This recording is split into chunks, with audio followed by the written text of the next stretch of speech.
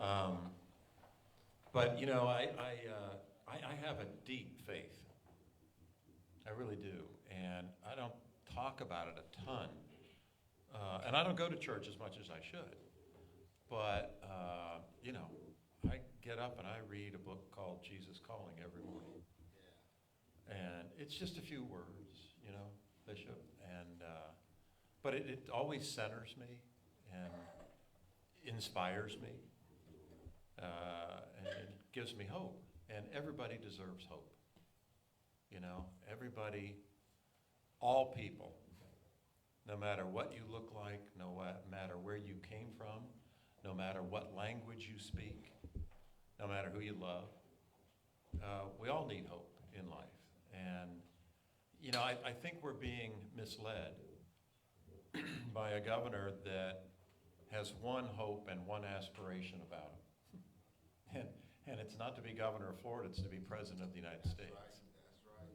And I think it's obvious in his actions. And it breaks my heart because I love Florida. And I love my fellow Floridians. And I know you deserve better than that. It's okay to have ambition in life. I've had it. But you don't want your ambition to be blinding and to get in the way of remembering what your job is and who you're supposed to be fighting for and what hope and opportunities you're supposed to be giving them, the people. I mean, a great president once said that, you know, our government's supposed to be of the people and by the people and for the people.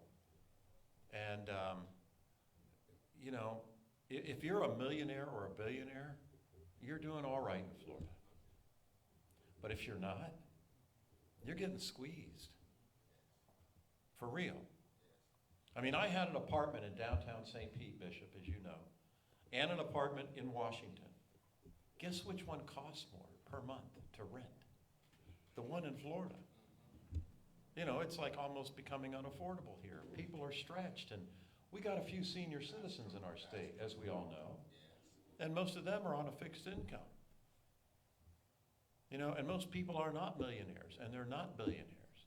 They're middle-class folks that are trying to make ends meet, trying to be able to pay the rent, trying to be able to afford a home, trying to pay their utility bill. I just wrote mine out for Duke Energy yesterday, and it was like 3 times what it was the month before. And I haven't been there in 3 weeks. Haven't used any power. It's crazy. But, you know, somebody's got to have your back. And that's kind of the job of a public servant.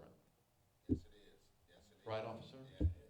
God bless you. Thank you for your service. But that's the deal, you know, to look out for you, to serve with a servant's heart. Not an overly ambitious politician's heart. It's night and day.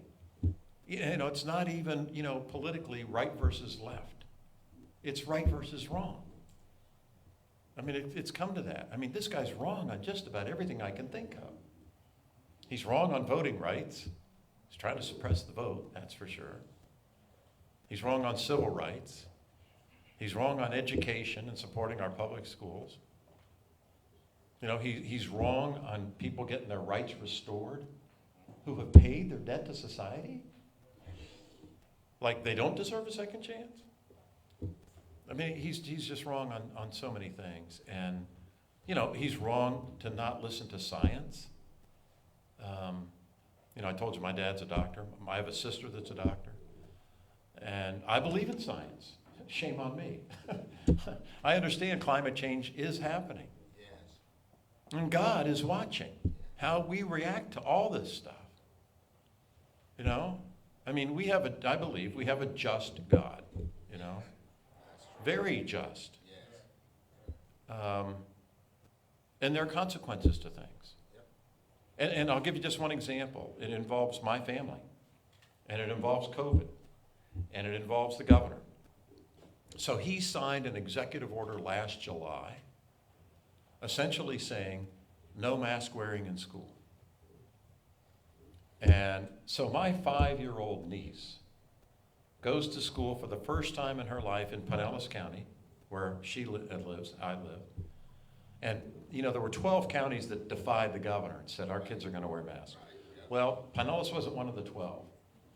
And so she goes to school for the first day of her life ever, last August, a month after he signed the executive order about the masks. And nobody in the Pinellas school, her elementary school, is wearing a mask. 2 days later, she gets COVID. She goes home, and she has a 2-month-old sister, my 2-month-old niece. 2 days later, now she's got COVID. So while the governor's trying to score political points for a Republican nomination for president 3 years from now, our family members pay the consequences of his trying to score those points. That's what's happening in Florida. And it ain't just happening to my family, I know it. We've lost over 72,000 Floridians now. They're gone. They're gone.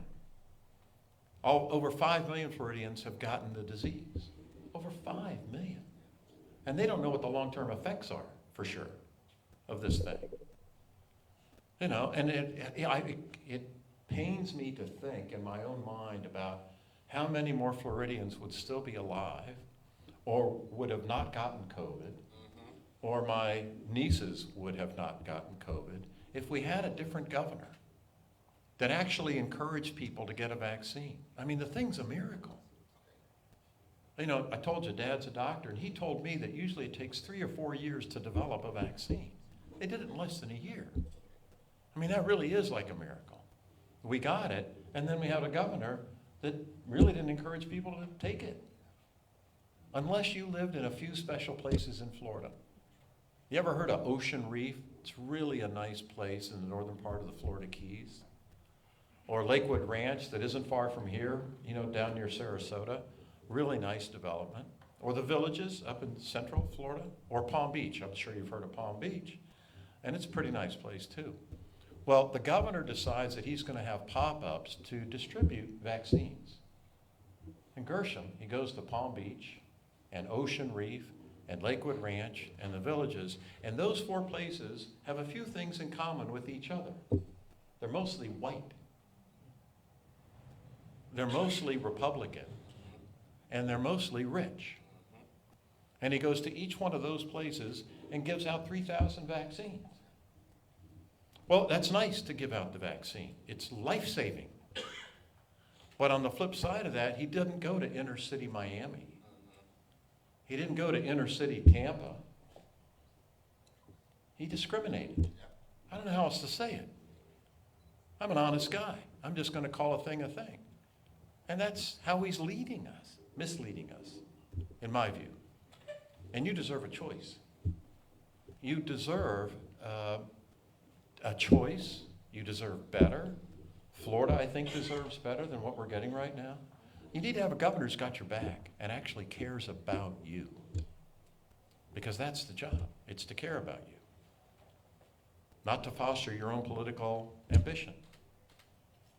And that's why your support means so much to me. You are all leaders in your own way. Significant leaders. And men of God and women of God.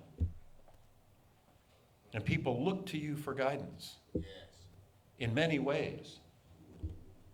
In all kinds of decisions. Because we all need help making good decisions. You all need good advisors, people that you trust, that you think are bright, like a good campaign manager. Or a gentleman who can put what we do on television so a lot of people get to see it and hear it. We all need people like that care about us, want you to do well, want you to succeed. Well, you're like the best advisors besides parents that, your flock has, because you care about them. And you lead with your heart. And you show them your heart and your spirit and your strength. And you show them God's strength. And there's nothing greater. So lead them well. Ask for their help. Because you deserve better. And I'm running to give it to you. I could have stayed in my congressional seat and probably died there. But I love you too much. I love Florida too much. And I know she's being misled. I do. I know it in my heart and soul. You know, when he goes and I don't know how many of you saw this, but he was going up to do a press conference about 2 weeks ago. And there's a bunch of kids standing behind him that are all wearing masks. High school kids. Yeah, we all saw it. Yeah, it was unbelievable. I mean, it went like viral. Fortunately, not like the pandemic. But it did. It had like, I don't know, 10 million views, whatever the hell they call it. I don't even understand half that stuff, but a lot of people saw it. And he berates the kids, really, for just taking care of themselves or taking care of their neighbor. In that instance, maybe looking out for his health by wearing a mask. Unbelievable. So we deserve better. We're going to get it, but it's people power. It's going to do it. It's got to be the people. Souls to the polls. Getting the vote out, making sure everybody's registered. He's trying to make it harder to vote with mail-in ballots now. I mean, it's one thing after another after another. Giving LGBTQ kids a hard time in school. Signing legislation that has, the state government reviewing the books in our classes. I mean, there are places where they burned books before.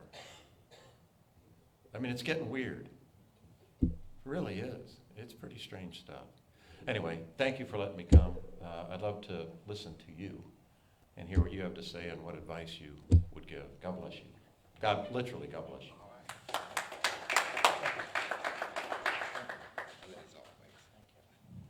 All right, thank you, Congressman, and. Charlie, just Charlie. Yeah, I know. Yeah. But we go back a long way, and he's a friend to us, a friend to the Christian community, the church, the black community, African American. And I tell you, we couldn't have no better candidate in Congressman Charlie Crist. We're going to, are there any questions? Give you a couple of questions, then we're going to come up, we're going to take a picture real quick. Yes, sir. I have a question. Governor Crist and Congressman Crist. That's Dr. Daines, he's the pastor of this church here. Yeah, thank you for hosting us. Could you talk about your health equity policies? Health equity? Health equity. Sure. Health equity policies. Yeah. Because as we know, there's a gap between black and white, and you keep talking about your father being a doctor. So Yes, sir. I know he's seen those inequities in healthcare. Could you speak on that and your policies about that? Absolutely, and thank you for the question. I'll give you a little background first on my dad and health equity, literally. So we moved to St. Petersburg in 1960. He did a one-year internship at a downtown hospital in St. Pete. And then he went to rent an office. He's a family doctor in internal medicine.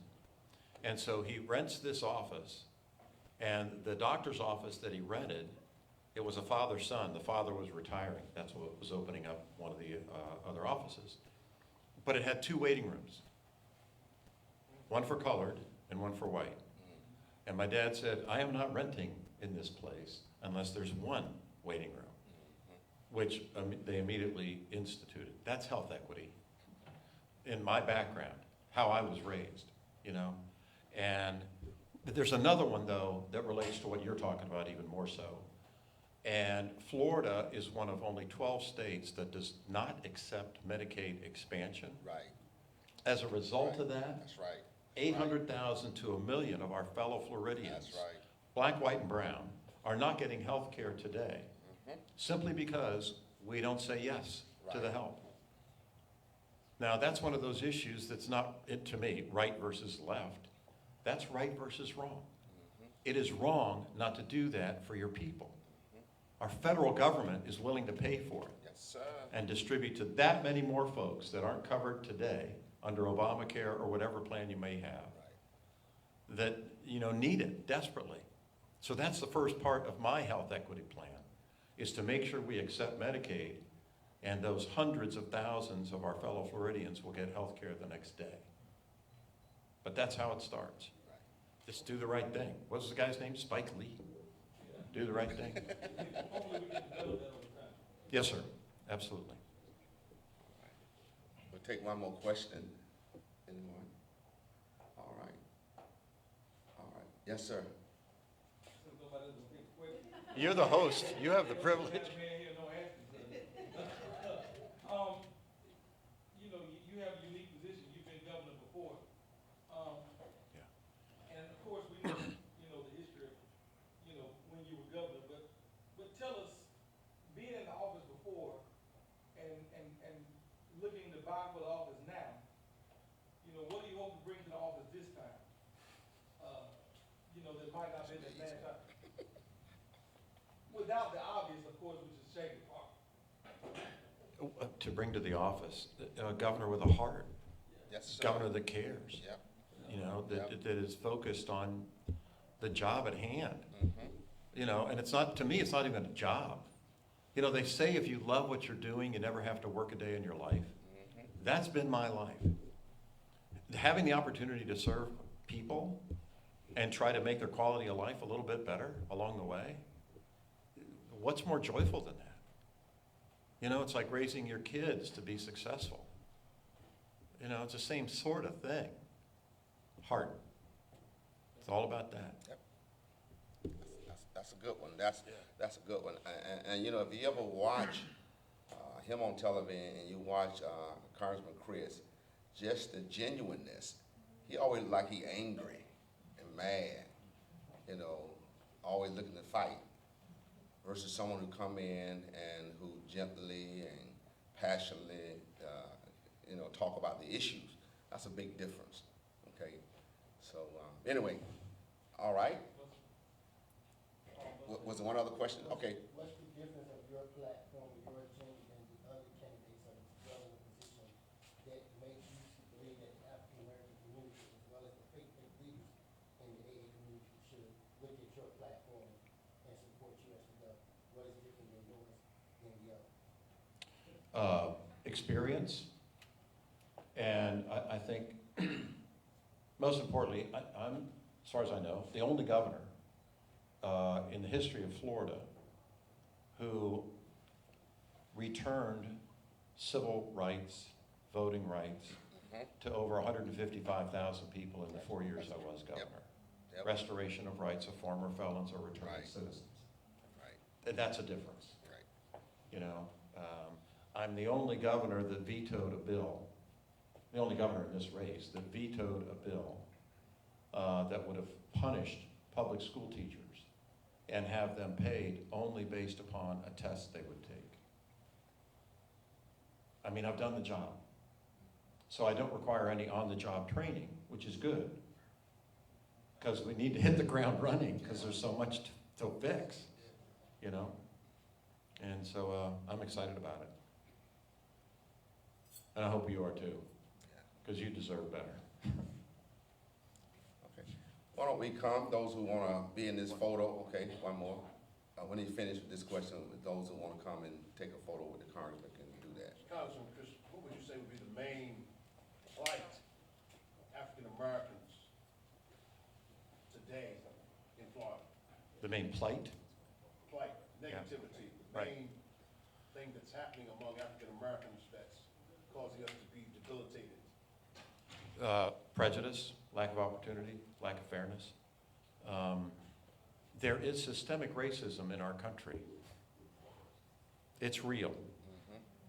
I've never personally felt it because I'm not black. But I can empathize somewhat. And it pains me to think that that still exists in our country. But it does. And I felt it. It's one of the main reasons I became a Democrat. So when I was governor before and still a Republican, in February of '09, my office in Tallahassee got a call from the White House. The president was Barack Obama, Democrat. His office called because they were inviting me to be with him the following week in Fort Myers, Florida. He was coming to Florida to talk about the Recovery Act, the stimulus, you know, horrible economy. And so my staff comes into my office, informs me of this and says, do you want to go? And I said, sure. And they said, are you sure? And I said, yeah, why do you ask? They said, well, you know, he's a Democrat. I said, he's the president of the United States of America. And he's coming here to help us, like a lot. You know, if this bill passes, we'll get $12 billion. I'm going. So I went the next week, and I'm in the convention center in downtown Fort Myers, and I'm in this section where cars can drive in. And in comes the black Cadillac, the beast, right? He's in the back seat with Rob Wexler, who I served in with the state senate. He was in the Congress at the time. And the president pulls in, I'm standing right in front of the car. And he looks over at me and he goes like that. And, you know, I saw him, so I came over to his back door. The congressman gets out the other side. President slides over, and I'm sitting right next to him in the back seat. And we close the door, and he goes, just a couple things before we go into the trial. I said, sure. He said, number one, thanks for coming. I appreciate the fact that you're here and that you're going to take grief for having been here. I said, oh, it's going to be fine. He goes, no, you're going to take a lot of grief, so thanks for coming. But he said, since you did, would you mind introducing me today? I said, no, I'd be honored to do that. And so he goes, okay, let's keep it simple. He says, you see those steps over there? I guess he had been briefed on the logistics. We'll just go up those steps. That'll lead right to a plank that goes right to the podium, like this. And just go to the podium and say whatever's on your heart about me, about the Recovery Act, whatever. Then I'll come up and I'll do my thing, and that'll be it. I said, great. So we walk up the steps. We walk in. It's loud. And I gave what I thought was a proper introduction to a president. And I concluded by saying, please give a warm Florida welcome to President Barack Obama. Place goes crazy. He comes up to the podium, and he shook my hand. And then he hugged me. And I hugged him back. And somebody took a picture of him. And it was all over Florida the next day. And so I start getting calls. And it's like, you know, why are you hanging out with the Democratic president? And I explained he's here to help us, and I don't care what his party is. But as time passed, it became apparent to me they weren't just upset with me because he was a Democratic president. He was also the first black president. Right. So I can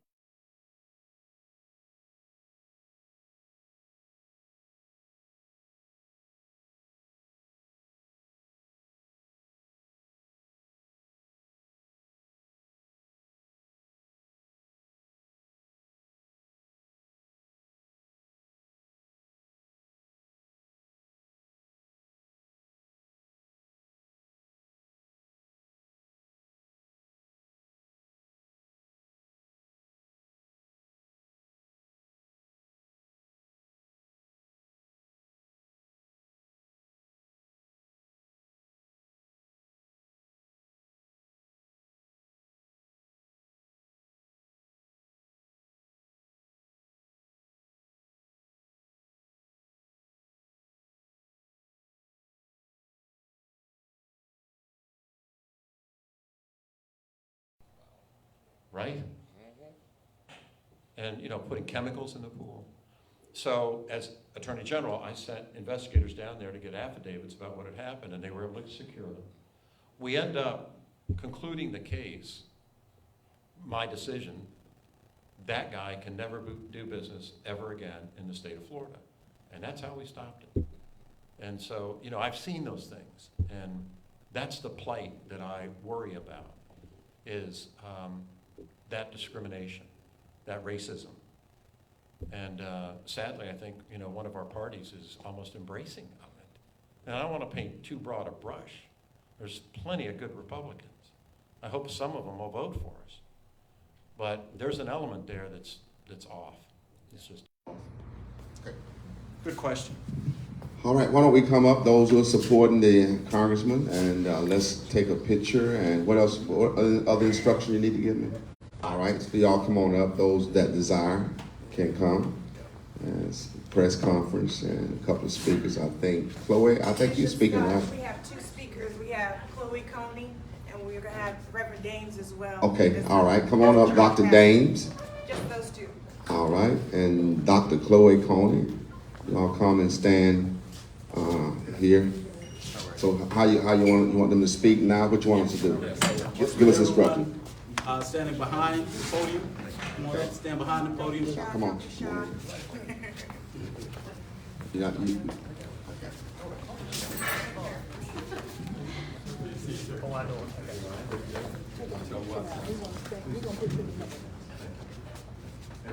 Okay, give us what you want us to do now. So okay, you want to put this here or what?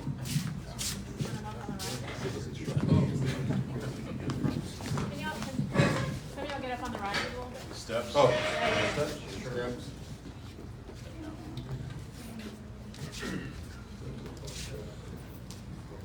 There we go. Now we're getting it.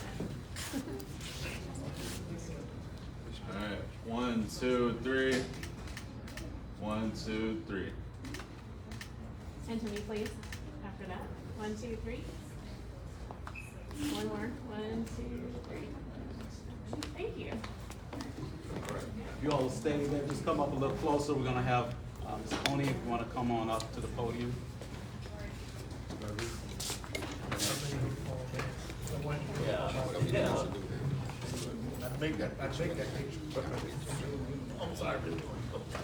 That's okay.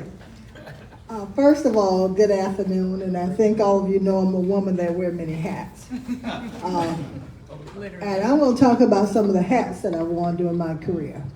I did not know personally Congressman Charlie Crist. I actually was walking through the halls of Tallahassee when he got elected. And I saw a good friend of mine that I've been knowing for many, many years in St. Pete, Watson Haynes.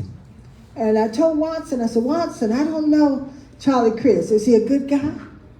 And Watson turned around and told me he was the best man in his wedding. And I said, now, if you said that, I'm going to believe you. Because I knew Watson Haynes. Then I want to talk about being the district director for Congresswoman Kathy Castro. I did that for 10 years. I was the only African American as district director, especially in this Tampa Bay congressional office. I'm going to say in the state of Florida. Why am I saying that? Helping her to run her district office is very important. I know the power of elected official.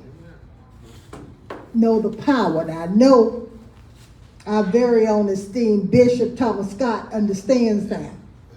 And we need to say this as African Americans because we take it for granted. And I know what she has done. One of my most memorable times is when Haiti got hit with that massive earthquake. And all the Haitians in the Tampa Bay area only came to one office. Our office was filled. I think, Gershom, you might have been working there during that time. And Congresswoman Castro said to us, you're going to keep these doors open as long as possible. And we're going to see every one of them. Because they had no other congressional office to go to. Why am I saying this? Because today I can look at Gershom that I trained well, and now he is the district director, am I right, Mr. Congressman? For his office. And a lot more than that. And a lot more than that. So that tells you about him, okay? Now, there may not be another district director in the whole state of Florida besides Gershom, now African American. I understand the power of finding dollars for our community. They nicknamed me Chloe Mo Money Coney, okay? I was running CDC of Tampa and I was serious about bringing money. And Paul Bishop Scott would tell you I stayed every day knocking on their doors. So I know what Congresswoman Castro did because I was there and I helped many of us in our community bring dollars to our community. Every time I would go to St. Pete, I would see Congressman Charlie Crist everywhere. Everywhere. Everybody talking to him. He's talking to everybody. He's bringing money to his district in Pinellas County. Now, he doesn't know me that well. I want to say that to you. He really don't. But I want to speak on his behalf because I know of his work, what I have observed. This is not a friendship I have personally with him. It's a commitment to our community and our people. That's right. Come on, y'all. That's right. It's time out. If we don't elect him in November, we're doomed for life. Now, the last time I stood up and said this, I was with Senator Bill Nelson, right here with his wife. Am I right, Pastor Dane? Because I had the amazing Grace Nelson with me. I told all those women, because we did a tea, the same thing. Now, I did get a chance to introduce our current president when he was running Biden right here in Tampa. So I'm going to say I put my name out here in the public for Congressman Charlie Crist as our next governor. That's right. And I want the same victory. Come on, y'all.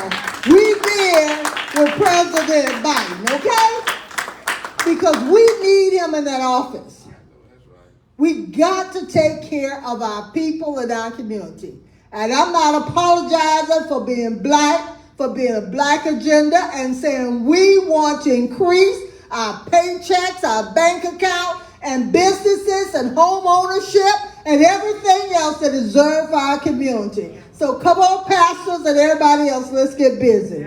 We got to elect this man as our next congressman. God bless y'all. I ain't gonna preach, amen.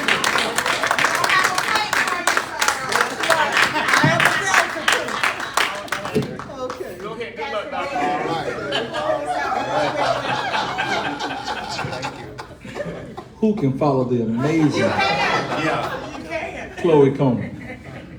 You can't follow that. What I can say is we have a common agenda, our community. I can't think of anyone who cares more about this community than Chloe Coleman. So when she speaks, people listen because they see her work. And so they see her passion. They see the people that she helped and that she helps currently. And so when she speaks, we listen. When you see people like Bishop Thomas Scott and know the work he's done, know the roads he's paved, the roads less traveled, you can't help but listen when they speak. Because there are two people in this community who have helped pave the way for others. And so me, as a neophyte, as a new kid on the block, I'm honored to stand and say, I stand with them as they stand with this next governor. Yes. Because he's proven himself. And what I love about him is he didn't run from his track record when he was on the other side. That's right. That's right. He stood flat-footed. I asked that for a reason. He stood flat-footed and said, look, it's going to be different because I'm different. And he also said, I'm going to take the same heart I had then that I got now. But what I love about it too is he's not afraid. That tells me that he's not afraid to stand flat-footed and to speak the truth to power and say our communities that have been less served deserve proper funding for their missions. We look at our kids. You just had young people stole a car here in Tampa, go to Plant City. People lost their lives because those young people were out there in the wee hours of the night. Why? Because we don't have proper funding for summer camps, for after school programs, to make sure our kids get character and get meals. All we work around is a test. And when they finish that test, we send them home to the neighborhoods that eat them for breakfast. And so Charlie Crist is not afraid to stand and fight. That's right. He's not afraid. Don't let the smooth taste fool you. That ought to be his new campaign slogan. Don't let the smooth taste fool you. And some folks may think that he got on a nice tie and a pretty jacket, he's afraid to fight because people want to fight her. Let me tell you, people want to fight her. Don't let nobody fool you. Because we Democrats don't mean that we scared. We don't mind fighting. The people want to fight her. I'm a fighter. Charlie Crist is a fighter. And he's not afraid to fight for what we believe in and for what we need. And so I'm proud to stand flat-footed like him and say I support him wholeheartedly, full-throated. Because I believe he's a change we need here in Florida. For all of Florida. The last thing I want to say is he's not afraid to reach across the aisle and work with people who are different than he. Because the other piece, the last piece, a good preacher closes 3 times. The last thing I say is if we're going to get anything done in Florida, we're going to have to do it together. That's right. And he knows how to build a coalition of people who may not think exactly like him, but build a coalition to get it done. And that's what's important to me. And that's why I stand today to say I support Charlie Crist for governor of the state of Florida. Again. Yes.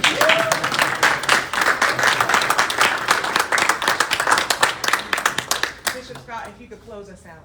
All right. Well, I think everything's been well said, and again, we have the best candidate who has a heart, who cares about all of Florida, no matter where you live, no matter where you're from, no matter your background. We have a candidate in the person of Congressman Charlie Crist, who has served this state well. He has a proven track record. As I said earlier before he came in, when he was governor before as a Republican, he appointed Democrats. He crossed the aisle, appointed Democrats. That might be why I got him in trouble too. He appointed Democrats to departments and judge to the bench. And so we know that we have a person that's fair and that we can count on. And so thank you, Charlie Crist. We look forward to you being elected in November, and we look forward to working with you as you move the state of Florida forward. Thank you very much.